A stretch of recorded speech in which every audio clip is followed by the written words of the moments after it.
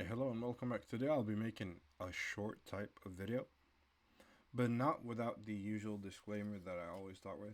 First off, I want to say that I do not have anything for sale. Nothing is monetized. No ads, no links, no affiliates, absolutely nothing. I don't make money on this YouTube video stuff. I make money on trading. So I made a little. Let me look. Let me just say. Oh, wait, I'm on my other monitor. Yeah. So I made a little list of questions. Everyone seems to DM me. No one comments. No one writes in the Discord. People just send me direct messages, which is fine. But I would prefer if other people can see it too, because there's a lot of overlapping questions. So a lot of them are the same. But I'm gonna read some of them up. I have filled out some questions where it says where people are from and what their question is exactly. So the first one I'm going to start off with is someone from Norway. He says, "Hey, so I'm completely. It's in Norwegian, but I'm just translating it. I speak Norwegian. He says I'm completely new. Like, where do I start? What can I do? I have absolutely no idea what to do, but I really want to get into it. And this is a common question I've gotten. I've accumulated some other questions, but they're all much more or less the same. So what I would do is hop into Discord and go to the beginner guide. Just read this shit. It's not very intricate. Recommending some beginner brokers. Your how to set up a rebate for it. All this stuff. Bankroll management, risk management, using CTrader, what some different abbreviations mean, and that's 90% of it. And also just watching these videos. This will explain very nicely. If I was to make a video like how to start out as a trader, I think it would be quite redundant because I keep getting these questions over and over and over. It's something I've noticed. People DM me like, "What's that line?" My 200 moving average, and if I always say it in every video, and I still get the question, "What's that line? What's that line?" So if I was to answer that question every single fucking time, it will go nowhere because I've already answered it. That's why I put up that guide. I'm gonna update a little bit more, but if you watch the videos, you'll stay pretty up to date. She got two questions for people from Norway. Og hvis ikke du forstår det på engelsk, så bare spør meg, så jeg oversetter det for deg. Alright.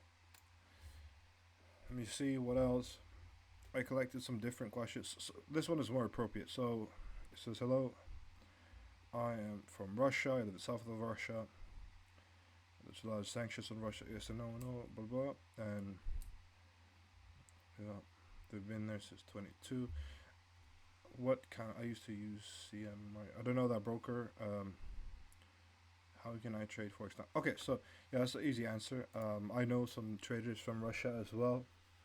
And you say you're from Ingushetia. If I know, yeah, I know where that is. That's west of Chechnya. It's a bit east of North Ossetia. It doesn't matter which republic. No, it doesn't. It doesn't at all. So as long as you're from within the Russian Federation's administrative borders, that goes for Crimea too, and everything like whatever they consider their administrative borders. You're gonna be under sanctions, and some brokers are gonna kick you out, especially American ones. But the answer is very easy for this one. Luckily, like it says in my guide, the brokers I use, IC Markets, Pepperstone, those are both available in Russia. Okay. So if you're from Ingushetia, it doesn't matter here. You can still use this broker. Doesn't matter where you live in Russia, because they've set up Cayman Island brokerages where it's accessible, and they won't freeze your funds for no fucking reason. Yeah, I can see in your message you've had your funds frozen. That fucking sucks. Thought it was supposed to happen to oligarchs. I know you're not an oligarch. Yep. And on to the next question that I found interesting is how can I this is a question from the United States actually. So it says, how can I transfer over the principles that you're showing in these videos, for example, TA or anything else, over to my options trading. Okay, so when you're trading options, you generally don't want to do price action the same way I do. You don't want to transfer over TA, but the bankroll management is pretty much the same. It's identical. It doesn't really matter. Stocks, options, forex, whatever really, whatever crypto, bankroll management is the same, exact same shit. 1% risk max per loss. If you want to be a little bit more conservative, do 0.9% in case of slippage. It has no bearing on what you trade whatsoever. I had a guy I helped get profitable for a whole year. I followed him up every day. He was a options scalper. He wasn't selling puts or calls. He was buying them. So he was just low time frame scalper. Still implemented the same stuff. Just had to manually exit out because of his broker. Kept the same bankroll management principles that I use. These are also written down here, and I'm gonna have a options trader on the YouTube channels, a full time, not some wagey goof. He does this full time, and he has been doing it full time for as long as I've known him, like a decade. He's never had some job.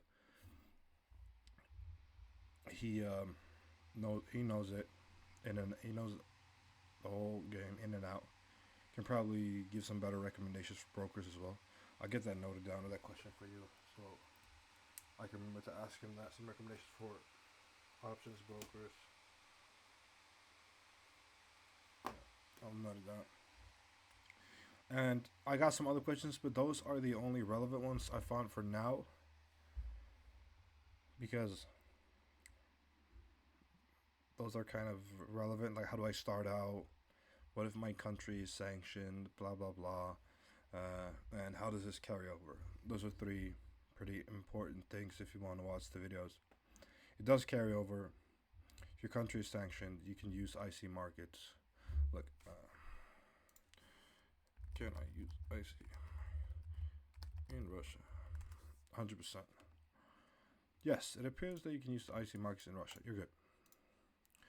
So that'll be all right, and you'll also get actually a better deal than before, because you'll get the Cayman Island package. You get more leverage choices, that kind of stuff. It's called IC Markets Global.